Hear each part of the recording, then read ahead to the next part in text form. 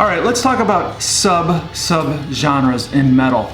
Honestly, sometimes I feel like it's getting a little bit out of hand.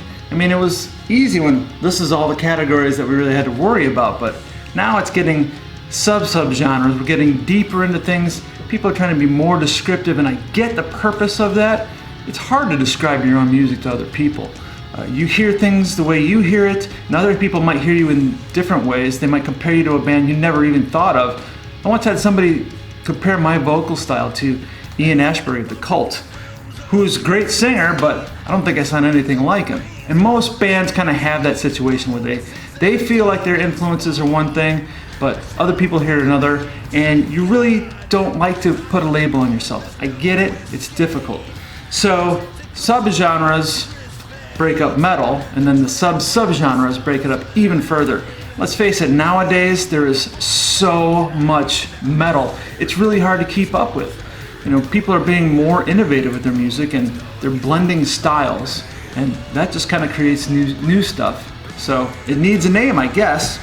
And really, we only use it amongst ourselves, amongst our own kind, the metal kind. You know, if you think about it, I mean, we all have those friends who I listen to all kinds of music.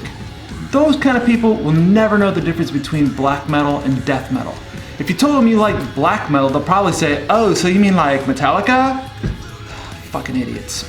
But for us, for metal kind, it really helps to break things up and better define it. I get it. Remember that movie Airheads, where the band breaks into the radio station to get their song played on the air, and the DJ asks them, what kind of music are you guys? And they start babbling over themselves, kind of talking about how they don't like to put a label on themselves, and after babbling for a few minutes, they kind of come to the conclusion of being power slop. I get it, you know, again, it's just difficult to figure out a way to describe yourself to somebody who isn't maybe aware of what you would sound like if they did hear it.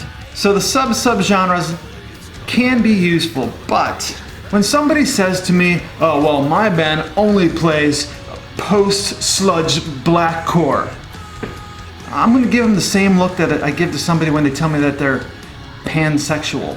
It's the look of, what? What the fuck are you talking about? Now, before you start sending me hate mail, hold up. I'm not saying that there's anything bad about that. I'm not saying it's wrong, and I'm not saying that it's not an accurate description. But sometimes, maybe just sometimes, you might be a little too desperate to be self-defined as something special outside of the realms of what everyone already is familiar with. We're still talking about metal, aren't we?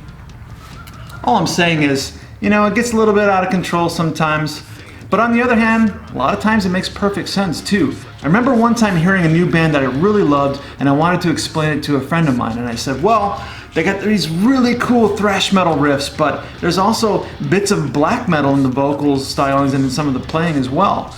And he said, oh, so you mean black and thrash? And I said, yeah, well, it was actually a real thing. I had no idea at the time. Now, if you tell me a band is black and thrash, I absolutely get it. And I'm pretty sure I'm gonna like it too. So, I do get it. These subgenres can be really helpful. But if you need to describe yourself as something new and different, do us all a favor, don't be a pompous douchebag about it. Set yourself apart, make it descriptive, just don't be a dick.